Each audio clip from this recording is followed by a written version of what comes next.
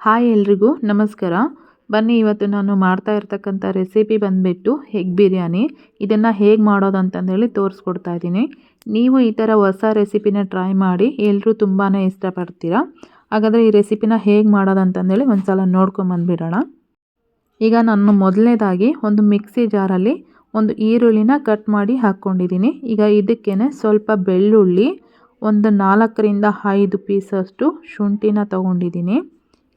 ಇವಾಗ ಇದಕ್ಕೇ ಸ್ವಲ್ಪ ಕೊತ್ತಂಬರಿ, ಹಾಗೆಯೇ ಒಂದು 10 ಎಲೆಗಳಷ್ಟು ಪುದೀನಾನ ತೊಗೊಂಡಿದ್ದೀನಿ. ಇದನ್ನೆಲ್ಲ ಸಣ್ಣದಾಗಿ ಪೇಸ್ಟ್ ಮಾಡ್ಕೊಂಬಂದ್ಬಿಡೋಣ.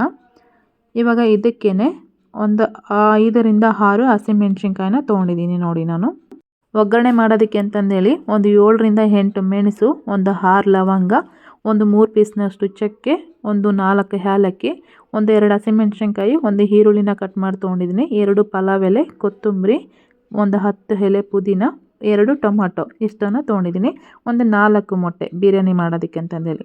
ಇವಾಗ ಇದಕ್ಕೆ ಈ ರೀತಿ ಕಟ್ಸ್ ಹಾಕೋತಾ ಇದ್ದೀನಿ. ನೋಡಿ, ಈ ರೀತಿ ಕಟ್ಸ್ ಹಾಕೋದ್ರಿಂದ ಉಪ್ಪು ಖಾರ ಎಲ್ಲ ನೀಟಾಗಿ ಇಟ್ಕೊಳ್ಳುತ್ತೆ ಅಂತಂದೇಳಿ.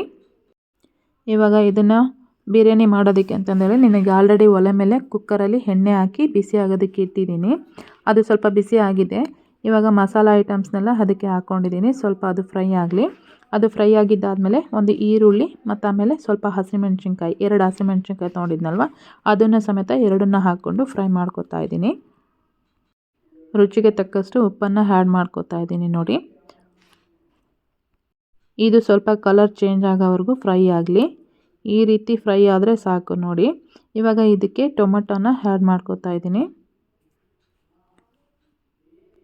ನೀವು ಮನೇಲಿ ಡಿಫ್ರೆಂಟಾಗಿ ಎಗ್ ಬಿರಿಯಾನಿ ಎಲ್ಲ ಮಾಡ್ಕೊತಾ ಇರ್ತೀರಲ್ವ, ಈ ಥರನೂ ಒಂದು ಸಲ ಟ್ರೈ ಮಾಡಿ, ತುಂಬ ಟೇಸ್ಟಾಗಿ ಆಗುತ್ತೆ, ಎಲ್ಲರೂ ಇಷ್ಟಪಡ್ತೀರಾ. ಈಗ ಪುದೀನನ ಸಮೇತ ಸೇರಿಸ್ಕೊಡ್ತಾ ಇದ್ದೀನಿ. ನೋಡಿ, ಇದೆಲ್ಲ ಸ್ವಲ್ಪ ಫ್ರೈ ಆಗ್ತಾಯಿದೆ.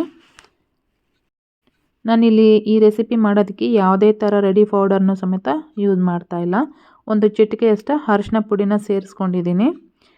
ಇದೆಲ್ಲ ಫ್ರೈ ಆಗಿದೆ ಅನಿಸುತ್ತೆ. ಇವಾಗ ಇದಕ್ಕೆ ರುಬ್ಬಿ ಇಟ್ಕೊಂಡಿರ್ತಕ್ಕಂಥ ಮಸಾಲೆ ಇತ್ತಲ್ವ, ಅದನ್ನು ಸಮೇತ ಇವಾಗ ಇದಕ್ಕೆ ಸೇರಿಸ್ಕೊತಾ ಇದ್ದೀನಿ.